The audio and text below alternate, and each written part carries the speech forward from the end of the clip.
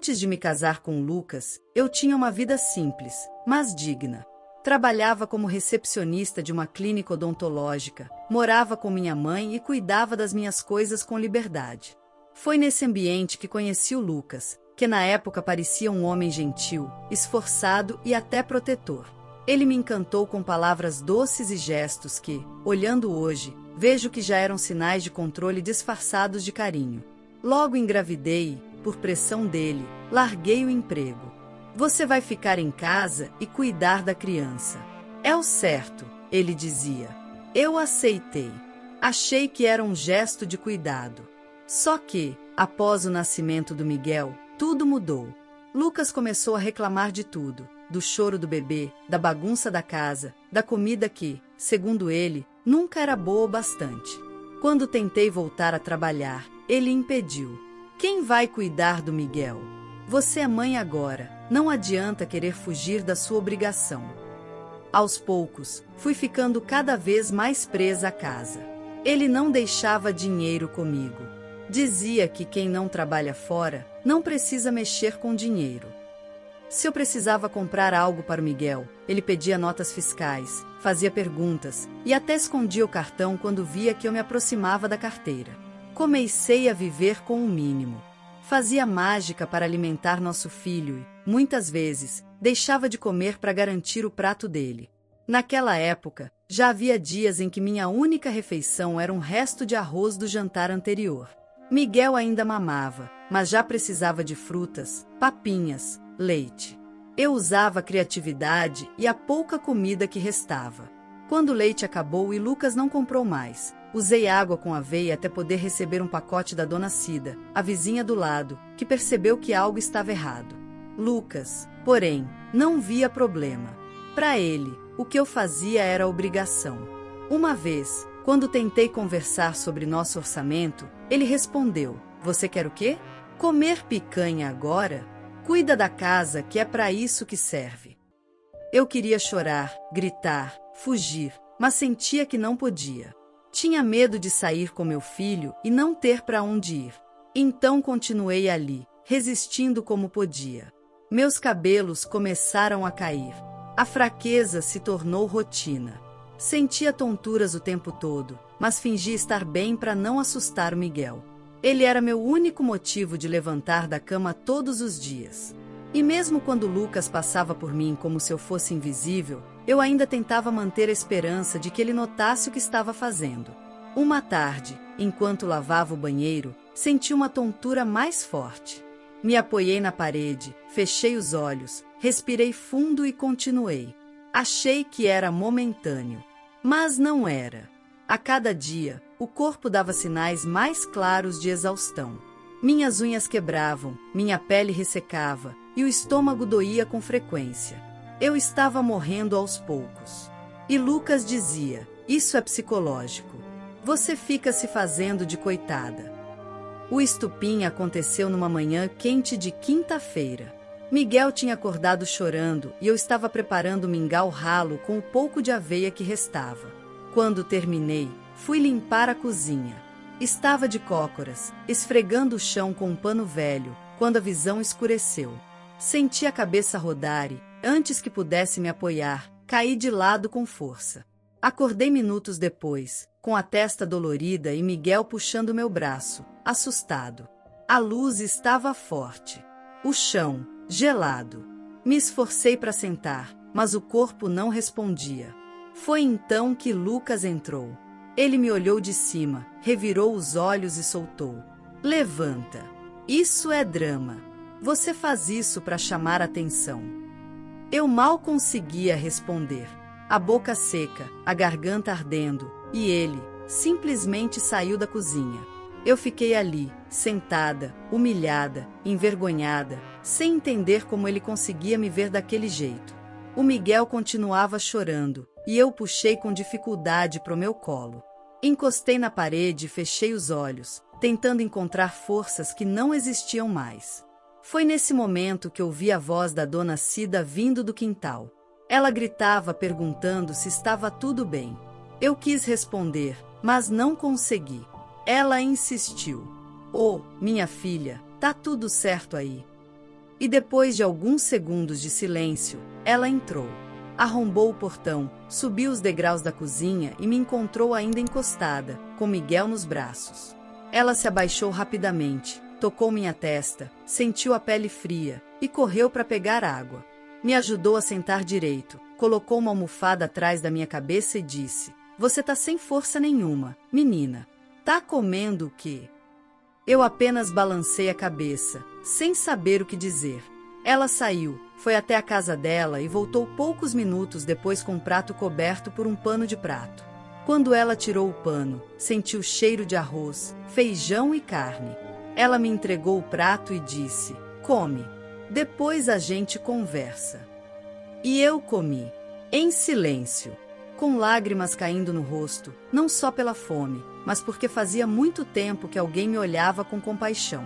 Naquele prato, havia mais que comida. Havia respeito. E uma faísca de esperança que reacendeu dentro de mim. Lucas se trancou no quarto, como se nada tivesse acontecido. Mas eu sabia que aquela vizinha tinha visto tudo. E isso, pela primeira vez, me fez sentir que eu não estava totalmente sozinha.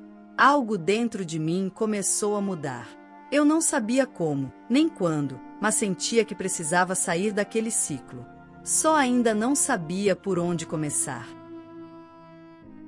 Depois daquele dia em que desmaiei de fome e ouvi do Lucas que era drama, algo dentro de mim simplesmente rachou. Eu já não tinha forças físicas, e agora também estava emocionalmente quebrada. Mas aquela rachadura não era só destruição.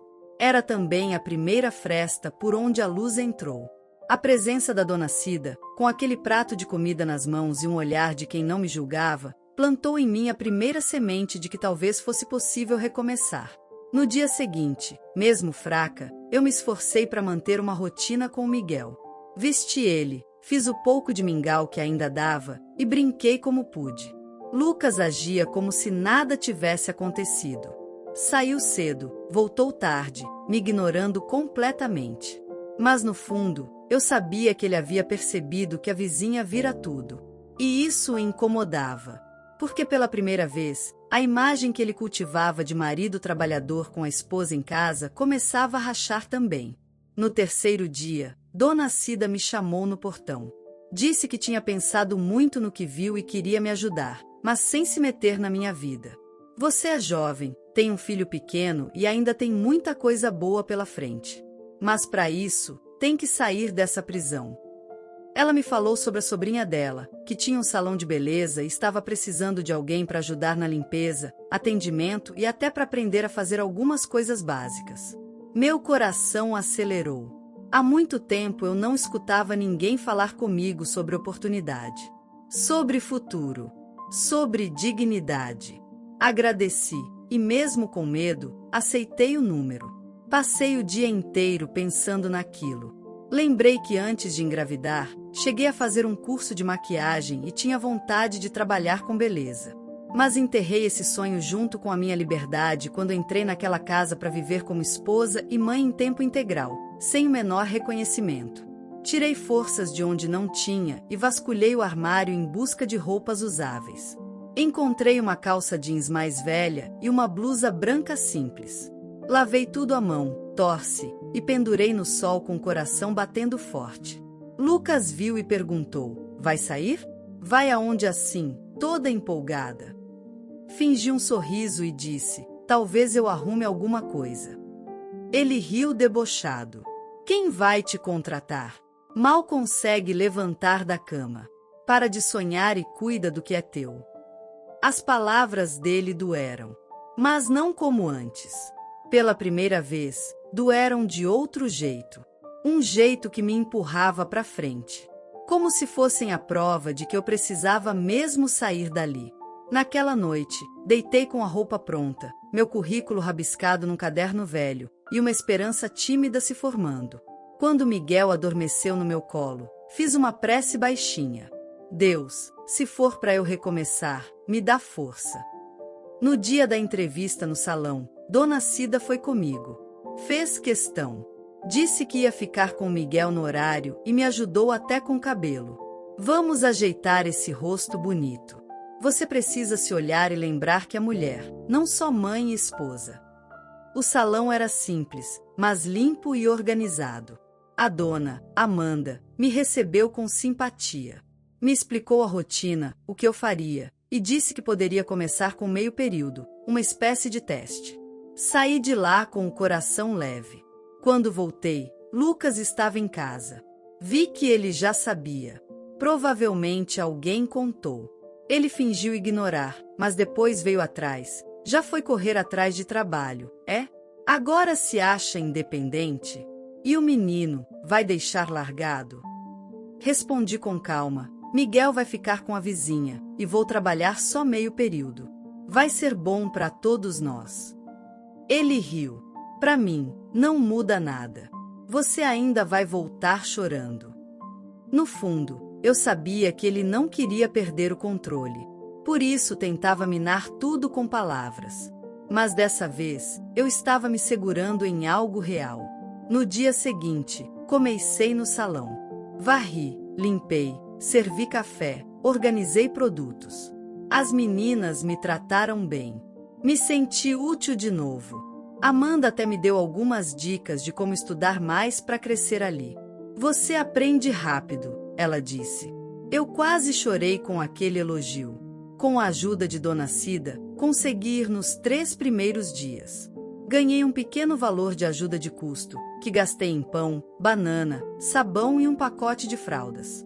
Voltei para casa com as sacolas como se carregasse um troféu. Coloquei tudo sobre a mesa e olhei para Miguel brincando no tapete. Era pouco, mas era meu. Pela primeira vez em muito tempo, eu estava comprando algo com o que eu conquistei. Lucas, ao ver as sacolas, perguntou: de onde saiu isso? Já tá gastando o salário dos outros, é? Eu respondi firme: saiu do meu trabalho. Ele se calou. No fundo, ele sentiu. E eu também. Era a primeira vez que ele via que eu podia viver sem depender dele. Naquela noite, o ar dentro de casa ficou mais pesado. Eu percebia nos olhares dele o incômodo, o orgulho ferido. Ele sabia que a história estava mudando. Só que quanto mais eu avançava, mais ele recuava com agressividade. Começou a implicar com tudo. Disse que o almoço estava ruim, que a casa estava suja, que eu andava de nariz em pé desde que arranjei um bico. Certa noite, chegou em casa alterado, me acusando de estar flertando com o dono do salão. Acha que eu não sei? Só pode ter outro nessa história. Fiquei em choque. Neguei com firmeza, mas percebi que ele estava procurando motivo para me derrubar. Como se a ideia de me ver em pé, trabalhando, o ferisse profundamente. Mas não recuei. Disse: se você está inseguro, o problema é seu. Eu não vou mais me calar por causa do seu ego. Ele bateu a porta do quarto, furioso, e me deixou ali, tremendo, mas firme. No dia seguinte, fui trabalhar como de costume. À noite, Dona Cida apareceu com um bilhetinho: passa lá depois. Tenho algo para te mostrar. Mal sabia eu que esse algo seria o início da virada que mudaria tudo.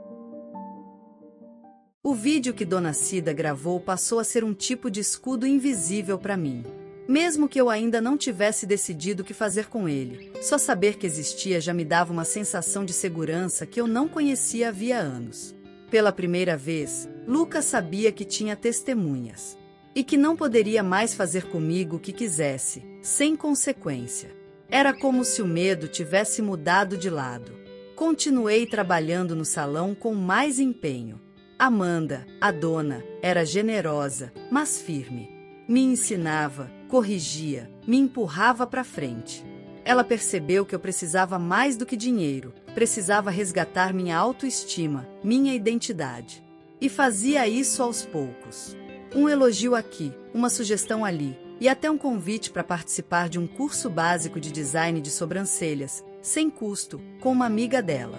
Comecei a aprender mais rápido do que eu imaginava. Em poucos dias, já fazia atendimentos simples, ganhando até gorjetas. Comprei um caderno novo para anotar tudo que me ensinavam, e uma agenda pequena para registrar os dias de trabalho e cada centavo que entrava. A cada real conquistado, eu sentia que voltava a existir. Em casa, Lucas percebeu que eu estava diferente. Mais ereta, mais firme, mais serena. E isso o incomodava. Passou a fazer jogos sutis. Ora elogiava minha força como se fosse mérito dele. Ora dizia que estava de olho porque mulher quando começa a ganhar dinheiro se transforma. Mas eu não reagia. O que antes me afetava profundamente, agora só mostrava quem ele realmente era. Miguel seguia sendo meu combustível. Com o dinheiro do trabalho, comprei um sapato novo para ele, colorido, com dinossauros. A alegria dele ao calçar pela primeira vez foi um dos momentos mais bonitos da minha vida. Também comprei um pequeno tapete para o nosso quarto, um presente para mim mesma. Era simples, mas era escolha minha. Eu podia escolher de novo. Um sábado, Lucas disse que ia chamar uns amigos para ver o jogo. Fingi naturalidade, mas fiquei alerta. Já conhecia o padrão: bebidas, gritos e alguma humilhação pública. E dessa vez, como ele estava mais acuado, suspeitei que tentaria provar aos outros que ainda mandava na casa. Preparei o almoço com calma, coloquei Miguel na casa da filha da dona Cida por precaução e organizei minhas anotações do salão no quarto. Quando os amigos chegaram, Lucas mudou de postura. Virou o homem de família, que fala alto, que ri exageradamente e que finge que ajuda em tudo. Serviu cerveja, contou piadas, tentou se mostrar como provedor. Em determinado momento, me chamou na frente de todos e disse: "Aí está a guerreira da casa. Agora que aprendeu a fazer sobrancelha, já acha que é empresária." Todos riram. Sorri amarelo, baixei os olhos e voltei para a cozinha. Já conhecia esse tipo de provocação. Mas o que ele fez depois superou tudo. Durante o almoço, com todos na mesa, ele soltou em voz alta: "O povo pensa que a gente vive bem. Mas a verdade é que essa mulher me fez largar tudo. Me fez parar de viver. Agora quer bancar a independente com esses trocados do salão. Não passa de uma inútil metida a forte." O silêncio foi imediato. Os amigos se entreolharam, desconfortáveis. Eu congelei. Quase derrubei o prato da minha mão. O sangue subiu, o peito queimou. Mas antes que eu dissesse qualquer coisa, uma voz surgiu da porta. "Que cena lamentável, Lucas." E justo na frente de todo mundo, todos se viraram. Era a Amanda. Ela tinha vindo deixar o material de trabalho que eu havia esquecido no salão, mas ouvirá tudo do portão. E ao perceber o que estava acontecendo, entrou sem hesitar, com o celular na mão. "Eu não sabia que você tratava sua esposa assim. Sabia que ela é uma das funcionárias mais dedicadas que tenho? E que chegou a desmaiar de fome por sua causa? Pois saiba que se eu ouvir que você tentou impedir o trabalho dela de novo, vou pessoalmente à delegacia com ela", disse, encarando ele firme. Lucas ficou branco. Tentou sorrir, como se fosse uma piada. "Ah, foi só uma brincadeira, né? Coisa de casal." Amanda não recuou. "Brincadeira é o que a gente faz com quem ama. O que você fez foi violência. Moral, psicológica, financeira. E eu sei que tem vídeo. E não sou só eu. A rede de apoio dela é maior do que você pensa." Os amigos de Lucas, sem saber onde enfiar a cara, começaram a sair, um a um. Alguns balançaram a cabeça em reprovação.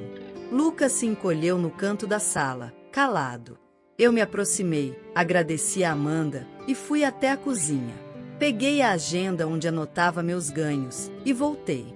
Abri na frente dele e mostrei. Havia 3 páginas cheias com anotações de serviços feitos, clientes atendidas, valores recebidos. Apontei para a soma da semana e disse: "Isso aqui fui eu que conquistei. Enquanto você me chamava de inútil, eu alimentava nosso filho. Enquanto você ria da minha cara, eu reerguia minha dignidade. E agora, eu decido, nunca mais vou aceitar isso calada." Dona Cida, que havia entrado logo depois, colocou a mão no meu ombro. "Chegou sua hora de viver, minha filha." E dessa vez, com respeito. Nos dias seguintes, Lucas evitava cruzar comigo. Tentava fingir que nada aconteceu, mas já era tarde. Eu havia quebrado o ciclo. Fiz um boletim de ocorrência com o apoio de Amanda e da assistente social. Pedi a separação informal e deixei claro que, se ele voltasse a me intimidar, haveria consequências legais. Miguel e eu passamos a dormir na casa de Dona Cida por um tempo, até conseguir um quarto alugado nos fundos da casa de uma cliente do salão. Com o tempo, aumentei minha renda, comprei um ventilador pro quarto, uma geladeira usada e uma cama de solteiro onde Miguel dormia como um anjo. Aos poucos, eu estava reconstruindo tudo, do zero, mas com dignidade. Lucas saiu da casa onde morávamos. Disseram que foi morar com um parente. Não o vi mais. E, sinceramente, nem quero. O que importa é que eu fiquei. E fiquei inteira. Aquela mulher que caiu desmaiada de fome na cozinha não existe mais. Hoje, se me perguntam como tudo começou, eu respondo com firmeza. Começou com um prato. Um prato de comida. Mas também de coragem. E toda vez que sirvo um cliente no salão, ou quando Miguel me abraça dizendo que me ama, eu lembro de tudo. Não com dor, mas com orgulho. Porque eu não sobrevivi. Eu renasci. A história de hoje chegou ao fim. E se você quiser mudar a sua história através de deliciosos brigadeiros gourmets, os tornando sua fonte de renda extra, ou até mesmo principal, adquira agora seu livro digital, que chegará no seu e-mail com mais de 80 receitas de brigadeiros por um preço ridiculamente barato. Você ainda ganha bônus sensacionais como planilha mágica de precificação, receitas bônus de outros doces e muito mais. E se não quiser fazer renda com seus brigadeiros, você pode simplesmente deixar seus amigos e familiares apaixonados por essas gostosuras. Clica no link da descrição ou do primeiro comentário desse vídeo e reserve agora seu livro digital. E não se esqueça de comentar qual lição você tirou dessa história. Também deixe um like no vídeo e se inscreva para não perder os próximos vídeos. Tchauzinho!